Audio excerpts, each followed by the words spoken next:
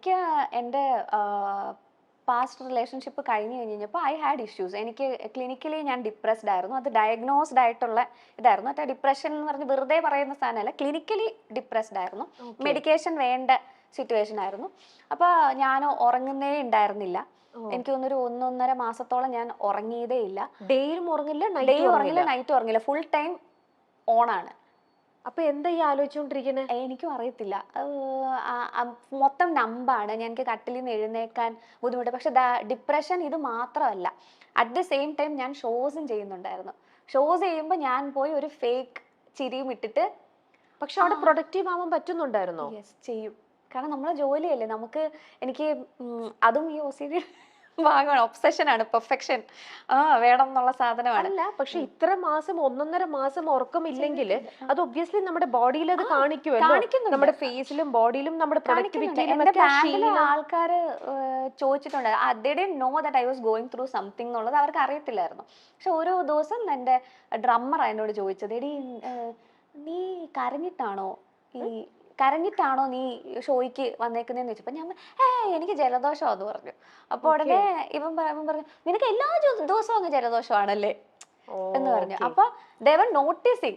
പക്ഷെ അവർക്ക് അറിയത്തില്ല അതിനുള്ളൊരു പേഴ്സണൽ റിലേഷൻഷിപ്പ് നമ്മൾ ആരും തമ്മിൽ ഉണ്ടായിരുന്നില്ല ആ സമയത്ത്. ഇപ്പോഴാണെങ്കിൽ എനിക്ക് അവരുടെ അടുത്ത് എനിക്ക് ഇച്ചിരി വിഷമമാണ് എന്ന് എനിക്ക് പറയായിരുന്നു. അന്ന് എനിക്കത് പറയാനുള്ളൊരു ഇതായിട്ടില്ല അവരുമായിട്ട്. അങ്ങനെ ആയിരുന്നു.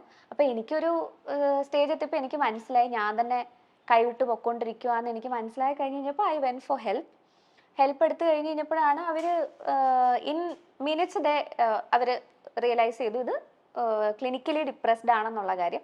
ആദ്യം അത് കറക്റ്റ് ചെയ്യാനുള്ളതായിരുന്നു. പക്ഷെ അത് കറക്റ്റ് ചെയ്ത് സ്ലീപ്പും ഒന്ന് കറക്റ്റ് ചെയ്ത് കഴിഞ്ഞിട്ട് പിന്നെ കുറെ നാൾ ഐ വാസ് ഓക്കെ. കുറെ സാധനങ്ങൾ നമ്മൾ ഡീൽ ചെയ്യാതെ വെക്കും.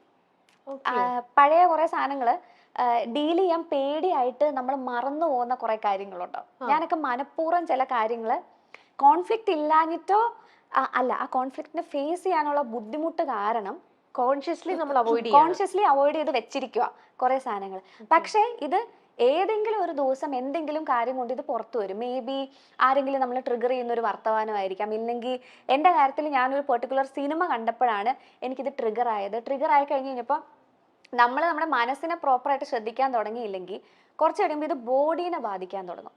എൻ്റെ ബോഡീനെ ബാധിക്കാൻ തുടങ്ങി, ഫിസിക്കലി ബാധിക്കാൻ തുടങ്ങി കഴിഞ്ഞ് കഴിഞ്ഞപ്പോഴാണ് ഞാൻ രണ്ടാമത് ഹെൽപ്പ് എടുക്കാനായിട്ട് പോയത്. അപ്പോൾ അവിടെ ചെന്നപ്പോഴാണ് അവർ പറഞ്ഞത് you are dealing with general anxiety disorder, ഈ പോസ്റ്റ് ട്രോമ സ്ട്രെസ് ഡിസോർഡർ പോലത്തെ സാധനത്തിന്റെ ഭാഗമായിട്ടാണ്. ആങ്സൈറ്റി എനിക്ക് പണ്ടേ ഉണ്ട്, പക്ഷെ ട്രിഗേർഡ് ആയത് ഇപ്പോഴാണ്. കുഞ്ഞു കാര്യങ്ങൾ ആങ്സൈറ്റി ഉണ്ട്, കുഞ്ഞു കാര്യങ്ങൾ എനിക്ക് OCD ഉണ്ട്. ഇപ്പൊ OCD കുഞ്ഞിലെ ഇപ്പൊ ഈ മത്സരത്തിനൊക്കെ പോകുമ്പോൾ നമ്മൾ അന്ധവിശ്വാസം എന്ന് പറഞ്ഞ് തള്ളിക്കളഞ്ഞ കുറെ കാര്യങ്ങളുണ്ട്.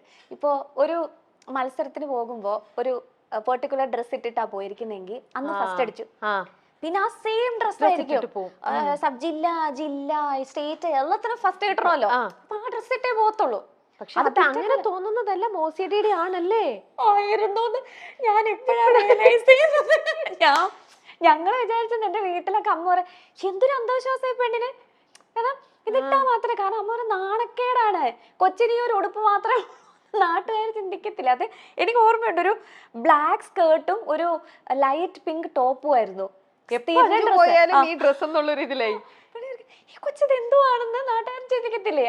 ഇവരോർക്കും ദേവി ഇവർക്ക് ഈ കൊച്ചിനൊരു ഉടുപ്പ് മേടിച്ചു കൊടുക്കാൻ പൈസ ഇല്ലെന്നൊക്കെ അമ്മയൊക്കെ അങ്ങനെയാ ചിന്തിക്കുന്നത്, അമ്മയപ്പനൊക്കെ അങ്ങനെ ആയിരിക്കും ചിന്തിക്കുന്നത്. പക്ഷെ പിന്നെയാണ് നമ്മൾ ഇവരുടെ അടുത്ത് സംസാരിച്ചപ്പോഴാണ് ഓക്കെ ഫൈൻ, എല്ലാവരും ഇങ്ങനെ ചെയ്യുന്നത് ഇതായിരിക്കണമെന്നില്ല, എനിക്ക് ആയതുകൊണ്ടാണ് അല്ല ഫ്രീക്വൻസി ഇങ്ങനെ കൂടുമ്പോൾ അത് ഒബ്വിയസ്ലി അത് OCDയുടെ ലക്ഷണമാണല്ലോ. ഇത് മാറാത്ത സംഭവമൊന്നും അല്ല കേട്ടോ, നമുക്ക് മാനേജബിൾ ആണ്. അല്ല ഞാനിപ്പോ നമ്മൾ ഇത്രയും തുറന്ന് സംസാരിക്കുന്നോണ്ട് ഞാൻ ചോദിക്കാം, അപ്പൊ അങ്ങനെയാണെങ്കിൽ ഇങ്ങനെ ചെറുപ്പം മുതലേ OCD ക്യാരി ചെയ്യുന്ന ഒരു പേഴ്സണാലിറ്റി ആയതുകൊണ്ട് ഒരുപക്ഷെ ഇപ്പൊ ഈ റിലേഷൻ ബ്രേക്കപ്പ് ആവാനും കാരണം ഒരുപക്ഷെ ഈ OCD സിൻഡ്രോം ആയിരിക്കുമോ? OCD അല്ല, അതിന് അതിൻ്റെതായിട്ടുള്ള പ്രോപ്പർ റീസൺസ് ഉണ്ട്. പക്ഷേ ഐ കാൺ ഓക്കെ, റിവീൽ ചെയ്യാൻ പറ്റില്ല. റിവീൽ ചെയ്യില്ല. Okay, that's fine. അത് എത്തിക്സ്. അല്ലല്ല, അത് നിങ്ങളുടെ പേഴ്സണൽ അല്ല. ഞാൻ ചോദിക്കുന്നത് ഇപ്പൊ OCD കാരണമാണോ അത് എന്ന്. ഞാൻ നമ്മളിപ്പോ OCD-നെ കുറിച്ച് ഇത്രയും ഡീറ്റെയിൽ ആയിട്ട് സംസാരിച്ചുകൊണ്ട് ചോദിച്ചത്. ഇല്ല അതല്ല. Okay okay. അപ്പൊ അത് എപ്പോഴെങ്കിലും ഇങ്ങനെ നിങ്ങളുടെ ഒരു ലൈഫിലേക്ക് ഇപ്പം വളരുവാണല്ലോ, വളരുമ്പം ഇപ്പൊ കുഞ്ഞിലത്തെ കാര്യങ്ങൾ ഇപ്പൊ ഇത്രയും വലുതായപ്പോഴാണ് അഞ്ജു റിയലൈസ് ചെയ്യണത് അന്ന് ഞാൻ ചെയ്തതും ഈ OCD ഇല്ലെങ്കിൽ എന്റെ ആങ്സൈറ്റി ഇത് കാരണമാണെന്ന്. പിന്നീടും ഇതുപോലെ ക്യാരി ചെയ്ത് കൊണ്ടുപോയ കുറച്ച് ശീലങ്ങൾ ഇന്നും you find it really hard, അത് മാറ്റാൻ പറ്റുന്നില്ല.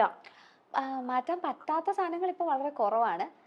ഹെൽപ്പ് എടുത്ത് അതാ ഞാൻ പറഞ്ഞു, OCD ആണെന്ന് കണ്ടുപിടിക്കപ്പെട്ടാൽ ഇത് മാറ്റാൻ ഞാൻ പറയത്തില്ല, മാനേജബിൾ ആക്കാം. ഈവൻ ആങ്സൈറ്റിയും അങ്ങനെ തന്നെയാണ്, മാനേജബിൾ ആണ്. ഇപ്പൊ ഇതിനൊക്കെ ഒരു ഇപ്പൊ പണ്ട് കുഞ്ഞിലെ എനിക്ക് ഉണ്ടായിരുന്ന ആങ്സൈറ്റി എന്ന് വെച്ചാൽ മറ്റേ ചെറിയ സാധനമായിരിക്കും. ഇപ്പൊ ഈ പാനിക് അറ്റാക്സും കാര്യങ്ങളൊന്നും ഉണ്ടാവുന്ന സാധനം ആയിരിക്കത്തില്ല ഉണ്ടാവുന്നത്. പക്ഷെ വൺസ് ഇതൊരു ട്രോമ കഴിഞ്ഞിട്ടുള്ള സാധനം വരുമ്പോഴാണ് ഇത് ഡീലബിൾ അല്ലാത്തൊരു സാധനമാകുന്നത്. പക്ഷെ പിന്നെ അതിനെ ഐഡന്റിഫൈ ചെയ്യുക, പ്രോപ്പറായിട്ട് ഐഡന്റിഫൈ ചെയ്യാൻ, തെറപ്പിക്ക് പോവുക, അവരുടെ അഡ്വൈസ് എടുക്കുക, അതിൽ പോവാന്നുള്ളതേ ഉള്ളൂ. അഞ്ജു പൊതുവെ ഏതൊരു കാര്യത്തിലും ഭയങ്കര ഡെഡിക്കേറ്റഡ് ആണ്, അല്ലെങ്കിൽ ശരിക്കും ഇൻവെസ്റ്റ്മെന്റ് ശരിക്കും കൊടുക്കുന്നതാണ് ഫ്രം ദ ഹാർട്ട്. അത് എനിക്ക് അന്നും അറിയുന്നതിനകത്ത് എനിക്ക് പാട്ടിന്റെ ബേസിൽ എനിക്ക് അറിയുള്ളൂ. പക്ഷെ അഞ്ജുവിന്റെ ക്യാരക്ടർ അങ്ങനെയാണെന്ന് എനിക്ക് തോന്നുന്നുണ്ട്. എനിക്ക് അറിഞ്ഞുകൂടാ അത് ശരിയാണോ. ആണോ പൊതുവെ എല്ലാത്തിലും അതിൽ നിന്ന് അങ്ങനെ അഞ്ജുവിന് എന്തെങ്കിലും ഒരു ബാഡ് എക്സ്പീരിയൻസോ, അങ്ങനെ ഞാൻ ഇത്രയും ഇൻവെസ്റ്റ് ചെയ്തിട്ടും എനിക്ക് എന്തുകൊണ്ട് ഇങ്ങനെ വരുന്നു, അങ്ങനെ എപ്പോഴെങ്കിലും ലൈഫിൽ അപ്പൊ തോന്നിയിട്ടുണ്ട്? ചിന്തിക്കാത്ത മനുഷ്യരൊന്നും ഇല്ലല്ലോ, നമ്മൾ ചിന്തിക്കുകയൊക്കെ ചെയ്യും, മനുഷ്യരല്ലേ, അപ്പൊ ചിന്തിക്കുകയൊക്കെ ചെയ്യും. പക്ഷെ നമുക്ക് ഇതെല്ലാം മിസ്റ്റേക്സ് എന്നല്ലേ നമുക്ക് പഠിക്കാൻ പറ്റത്തുള്ളൂ.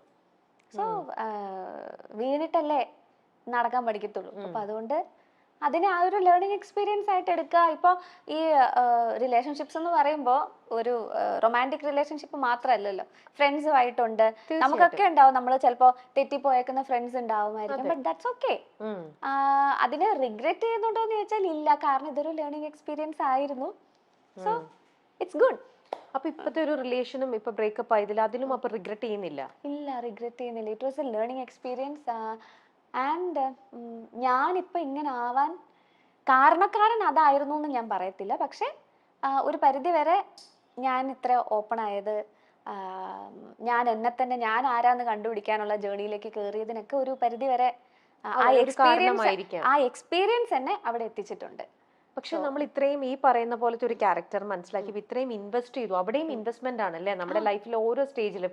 അപ്പൊ അത്രയും നമ്മുടെ ഉള്ളിൽ നിന്നും നമ്മൾ ജെന്യുവൻ ആയിട്ട് 100% നമ്മൾ അവിടെ ഇൻവെസ്റ്റ് ചെയ്തപ്പോ അവിടുന്ന് നമുക്ക് ഇങ്ങനത്തെ ഒരു തോൽവിയാണ് നമ്മൾ അവിടെ ഏൽക്കുന്നത്. അപ്പൊ ആ ഒരു ഹാർട്ട് ഫീലിംഗ് എന്ന് പറയുന്നത് ശരിക്കും ഹാർട്ട് ഫീലിംഗ് ഒക്കെ ഉണ്ടെന്നേ, മനുഷ്യരല്ലേ. വിഷമം വരും, നല്ല വിഷമം ഉണ്ടായിരുന്നു, കരഞ്ഞു തീർത്തിട്ടുണ്ട് ഇഷ്ടം പോലെ. പിന്നെ ലക്കിലി ഞാനത് പ്രോപ്പർ ഹെൽപ്പോട് കൂടിയാണത് ഹാൻഡിൽ ചെയ്തത്. പ്രോപ്പർ സൈക്കാട്രിസ്റ്റ് ഉണ്ടായിരുന്നു, സൈക്കോളജിസ്റ്റ് ഉണ്ടായിരുന്നു, പ്രോപ്പറായിട്ട് തെറപ്പി എടുക്കുന്നുണ്ടായിരുന്നു. അതിനെക്കാട്ടിയും കൂടുതൽ എൻ്റെ ഫ്രണ്ട്സ്, നമുക്കൊരു സപ്പോർട്ട് സിസ്റ്റം ഉണ്ടാവുക എന്ന് പറയുന്നത് വളരെ ഇമ്പോർട്ടൻ്റ് ആയിട്ടുള്ള കാര്യമാണ്. അപ്പോൾ അങ്ങനെ ഉണ്ടായിരുന്നത് കൊണ്ട് it's not an easy way ആണെന്ന് ഞാൻ ഒരിക്കലും പറയില്ല. ഒരു ബ്രേക്കപ്പ് ആയെങ്കിലാവട്ടെ, ഒരു ഫ്രണ്ട്ഷിപ്പ് ആവുന്നതാവട്ടെ, അല്ലെങ്കിൽ ഒരു റിലേറ്റീവായിട്ട് നമ്മൾ നല്ല ടേംസിൽ ഇരുന്നിട്ട് അത് തെറ്റുന്നതാവട്ടെ, ഇതെല്ലാം നമുക്ക് മനസ്സിന് ബുദ്ധിമുട്ടുണ്ടാക്കുന്ന ഒരു കാര്യമാണ്. അതിനകത്ത് കുറച്ച് കൂടുതൽ ഉണ്ടാക്കുന്നത് ഈ ഫ്രണ്ട്ഷിപ്പും റൊമാൻറ്റിക് റിലേഷൻഷിപ്സും ആയിരിക്കും ഈ ബുദ്ധിമുട്ട് കൂടുതൽ ഉണ്ടാക്കുന്നത്. കാരണം നമ്മൾ മേ ബി നമ്മുടെ പേരൻസിനെക്കാട്ടിലും കൂടുതൽ നമ്മൾ ക്ലോസ് ആവുന്ന നമ്മുടെ പാർട്ട്ണറിൻ്റെ അടുത്തായിരിക്കും. ചേച്ചി ഇത്ര വർഷമായിട്ട് you are in a relationship, so you know. അപ്പോൾ ആയിരിക്കാം. പക്ഷേ ഇറ്റ്സ് ഓക്കെ, തിങ്സ് ഹാപ്പൻ, ലൈഫല്ലേ, മുന്നോട്ട് പോയേ പറ്റത്തുള്ളൂ. നമുക്ക് ആർക്കും പോയി ആത്മഹത്യ ചെയ്യാനൊന്നും പറ്റത്തൊന്നുമില്ലല്ലോ. We have to move on. അപ്പം അത് ചെയ്യുക. ആൻഡ് തെറ്റായിട്ടുള്ളൊരു ധാരണയാണ് എനിക്ക് ഇപ്പോൾ ഉള്ള എൻ്റെ സൈക്യാട്രിസ്റ്റ് അല്ല, പക്ഷെ അതിന് മുന്നേ ഉണ്ടായിരുന്ന പുള്ളി എനിക്ക് പറഞ്ഞു തന്നൊരു കാര്യമുണ്ട്. ഇഫ് യു കനോട്ട്, എല്ലാവർക്കും ഉള്ളൊരു ചോദ്യമാണ്, how can you stop loving a person എന്നുള്ളത്. That's a big question, right? അത് എനിക്ക് കോൺസ്റ്റന്റ് ആയിട്ട് എനിക്ക് ഇൻസ്റ്റാഗ്രാമിൽ കുറേ പിള്ളേരുണ്ട്, കൊച്ചു പിള്ളേർ ഈ റിലേഷൻഷിപ്പിൽ പെട്ടിട്ട് നല്ല റിലേഷൻഷിപ്പിലായിട്ട് അവർക്ക് ബ്രേക്കപ്പ് ആയി കഴിഞ്ഞിട്ട് സഹിക്കാൻ പറ്റുന്നില്ല എന്ന് പറഞ്ഞ് വിളിക്കുന്ന പിള്ളേരുണ്ട്, കുറേ പേരുണ്ട്. അപ്പൊ ഇവരുടെ ഒക്കെ ഒരു മെയിൻ ചോദ്യമാണ്, how can we stop loving a person? അപ്പോൾ ഞാൻ പറയുന്നത് ശരിയാണോ എന്ന് എനിക്കറിയത്തില്ല. പക്ഷെ എനിക്ക് പുള്ളി അന്ന് പറഞ്ഞു തന്നൊരു sentence, you don't have to stop loving a person, പിന്നെ you can still love that person and choose not to be with them. How? That's possible. മുൻപാണ് ഗായിക അഞ്ജു ജോസഫ് വിവാഹിതയായത്.